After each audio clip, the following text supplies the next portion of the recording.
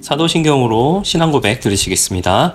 전능하사 천지를 만드신 하나님 아버지를 내가 믿사오며 그 외아들 우리 주 예수 그리스도를 믿사오니 이는 성령으로 잉태하사 동정녀 마리아에게 나시고 본디오 빌라도에게 고난을 받으사 십자가에 못 박혀 죽으시고 장사한 지 사흘 만에 죽은 자 가운데서 다시 살아나시며 하늘에 오르사 전능하신 하나님 우편에 앉아 계시다가 저리로서 산 자와 죽은 자를 심판하러 오시리라.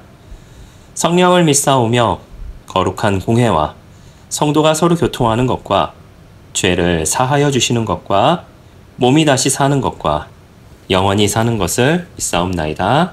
아멘.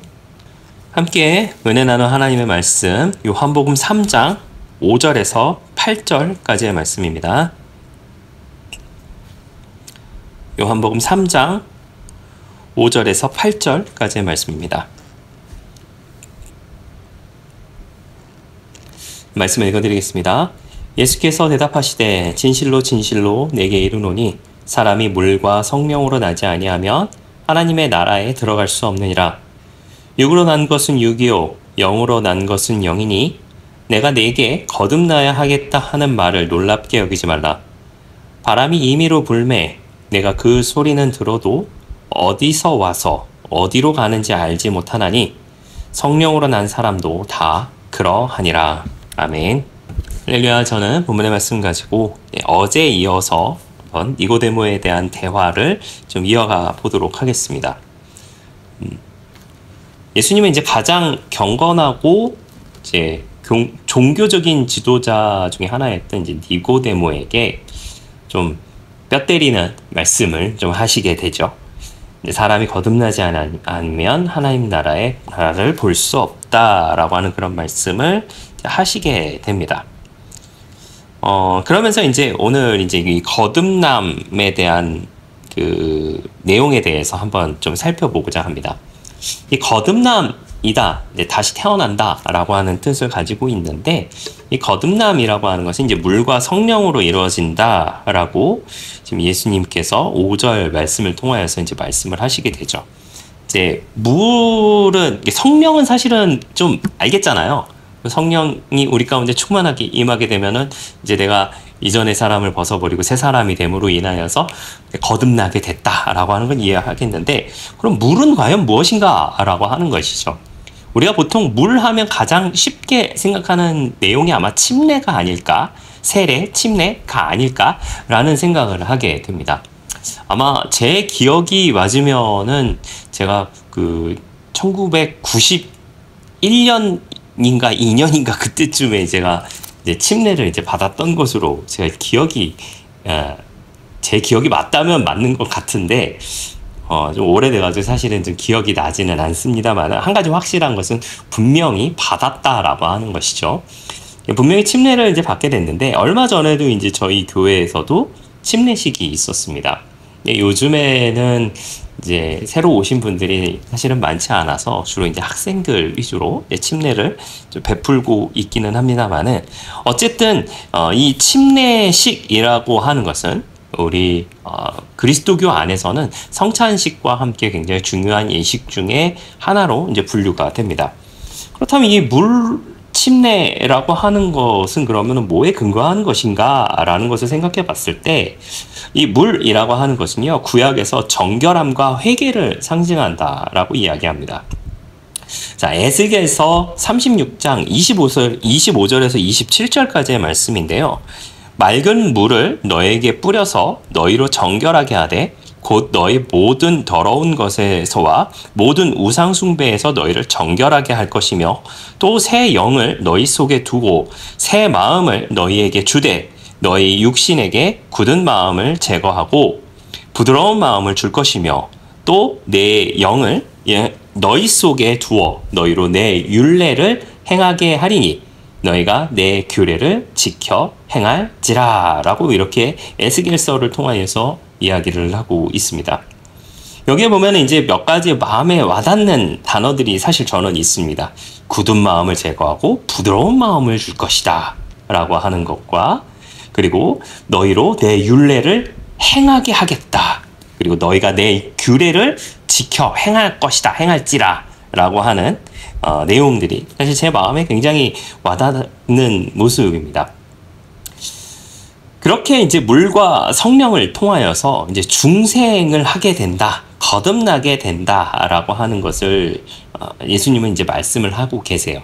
그런데 여기서 말하는 것은 단순한 도덕적인 모습이라거나 혹은 종교적 결심이 아니라 존재의 근본적인 변화를 예수님께서는 말씀하고 계신다라고 하는 것이에요. 그렇다면 존재의 근본적인 변화라고 하는 것은 무엇인가? 제가 이제 조금 더 이어가면서 좀 말씀을 드려보도록 하겠습니다. 그리고 6절 말씀에 이렇게 말씀하고 계시죠. 육으로 난 것은 육이요, 영으로 난 것은 영이다 라고 이렇게 말씀을 하고 계세요. 이 말씀은 이제 인간의 전적 타락 교리를 이제 나타낸다 라고 이야기를 합니다. 우리는 이제 아담과 하와 이후에 그 아담의 타락 이후에 그 타락한 본성을 지니고 있죠. 로마서 5장 12절 말씀에 그러므로 한 사람으로 말미암아 죄가 세상에 들어오고 죄로 말미암아 사망이 들어왔나니 이와 같이 모든 사람이 죄를 지었으므로 사망이 모든 사람에게 이르렀느니라 라고 로마서 기자는 이야기하고 있습니다. 인간은 스스로 영적인 생명을 분명히 만들 수 없는 존재입니다. 즉 생명으로 갈 수 없는 존재다라고 하는 것이죠.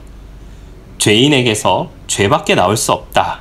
그래서 영적 생명은 오직 하늘로부터 내려오는 생명, 곧 성령으로부터 임해야 한다라고 하는 것을 이야기한다라고 하는 것이죠. 그러면서 7절 말씀에 예수님 또 말씀하십니다. 내가 내게 거듭나야 하겠다 하는 말을 놀랍게 여기지 말라. 여기서 왜 놀랍게 여기지 말라라고 했는가라는 생각해 봤을 때 이것은 이제 니고데모에게 해당하는 말인 것 같다라는 생각이 들기는 해요. 왜 그러냐면 니고데모는 당대 최고의 종교 지도자였습니다. 또한 사내들인 공회의 회원이었고 또한 선생이었다라고 하는 것이 지난 시간에 말씀을 드렸었죠. 그러나 예수님은 그에게도 뭐라고 말씀하시냐면요. 거듭나야 한다라고 하는 것을 말씀을 하셨다라고 하는 것이에요. 자, 이것을 우리가 좀 생각해 봤을 때 신학적으로 이렇게 해석을 합니다. 모든 인간은 반드시 거듭나야 한다라고 이야기를 합니다. 니고데모처럼 경건하고 도덕적인 사람조차도 중생 없이는 구원을 받을 수 없다라고 하는 것을 이야기를 하고 있어요. 자, 제가 거듭남, 중생, 근데 이와 같은 것에 대해서 좀 말씀을 좀 드리고 있는데 제가 한번 그래서 좀 자료를 찾아봤습니다. 중생에 대해서 한번 찾아봤는데 굉장히 많은 내용이 있는데 한 줄 요약을 하자면 이렇게 되어 있더라고요. 한 줄 요약을 하자면 죄로 죽은 인간이 성령의 역사로 다시 살아나는 것. 굳이 한 줄 요약을 하자면 이렇더라고요. 즉 다시 말하면 영적으로 새롭게 태어나야 한다라고 하는 것입니다.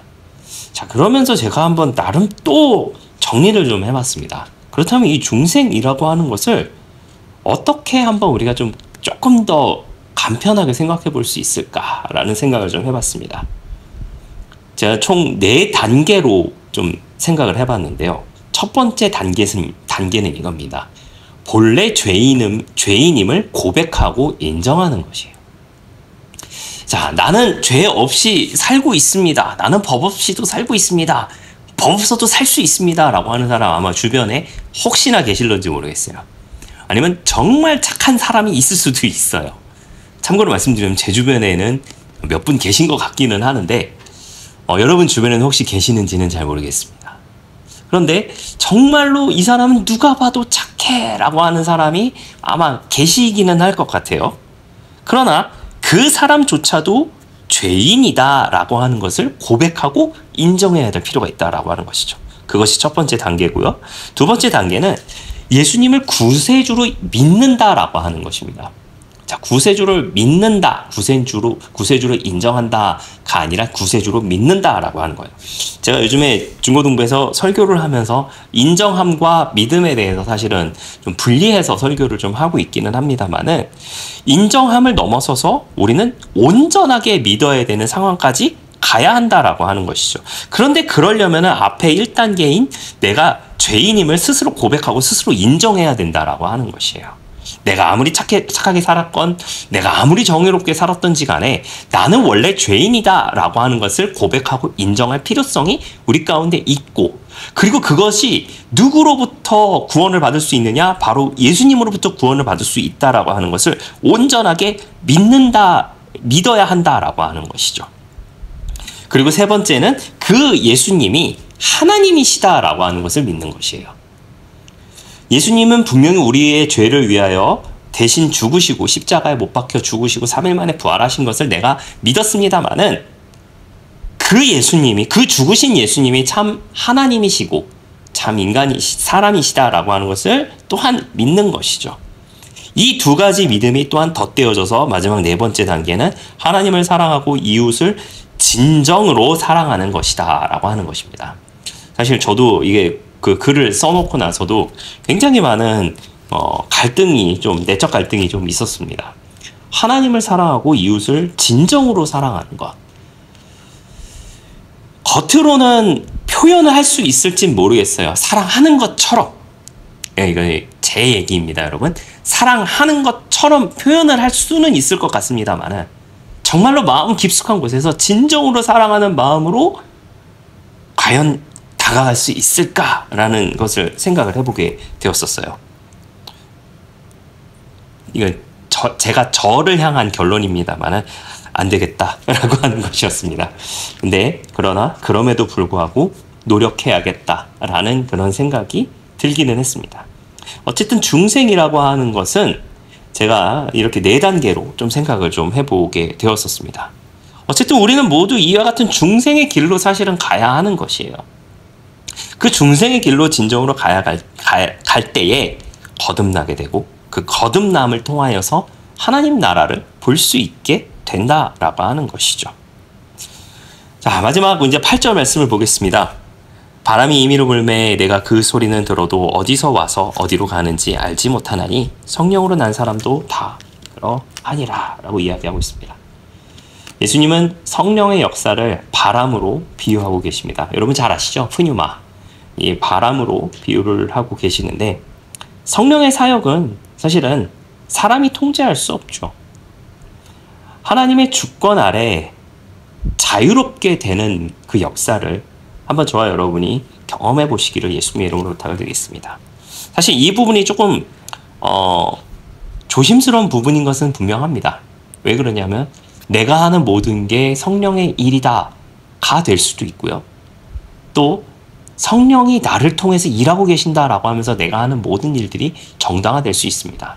그러나 앞에 말씀드렸던 4번째 단계, 하나님을 사랑하고 이웃을 진정으로 사랑할 수 있는 단계까지 만약에 가게 된다면 그 단계는 정말로 주님의 성령이 일하시는 단계가 아닐까라는 그런 생각을 하게 됩니다. 할 수만 있다면 저와 여러분이 그와 같은 모습까지 갔으면 좋겠습니다. 로마서 9장 16절 말씀에 그런즉 원하는 자로 말미암음도 아니요 다른 박질하는 자로 말미암음도 아니요 오직 긍휼히 여기시는 하나님으로 말미암음이니라 라고 하면서 이 모든 것은 긍휼히 여기시는 하나님께 있다라고 하는 것을 기억하고 의지하고 나아가는 저와 여러분 되시기를 부탁을 드리겠습니다. 우리는 물과 성령으로 거듭나야 합니다. 그리고 중생을 이루어야 할 것입니다. 그리고 그 중생을 이름으로 인하여서 하나님을 사랑하고 이웃을 진정으로 사랑할 수 있는 그와 같은 모습으로 살아가는 저와 여러분들 되시기를 예수님의 이름으로 부탁을 드리겠습니다. 기도하겠습니다. 좋으신 아버지 하나님 감사합니다. 저희를 주님의 자녀 삼아주시고 저희를 위하여 대신 죽으시고 부활하셔서 지금도 하늘 보좌 우편에 계심을 너무나도 감사를 드립니다. 우리가 그 예수님을 하나님으로 인정하게 하여 주시고 또한 중생함을 통하여서 하나님을 사랑하고 이웃을 진정으로 사랑할 수 있는 우리 모두의 넉넉한 신앙의 모습 다 되게 하여 주시옵소서. 감사드리며 예수님의 이름으로 기도했습니다. 아멘. 주기도문으로 마치겠습니다. 하늘에 계신 우리 아버지여, 이름이 거룩히 여김을 받으시오며 나라가 임하시오며 뜻이 하늘에서 이루어진 것 같이 땅에서도 이루어지이다. 오늘 우리에게 일용할 양식을 주시옵고 우리가 우리에게 죄 지은 자를 사하여 준 것 같이 우리 죄를 사하여 주시옵고 우리를 시험에 들게 하지 마시옵고 다만 악에서 구하시옵소서. 나라와 권세와 영광이 아버지께 영원히 있사옵나이다. 아멘.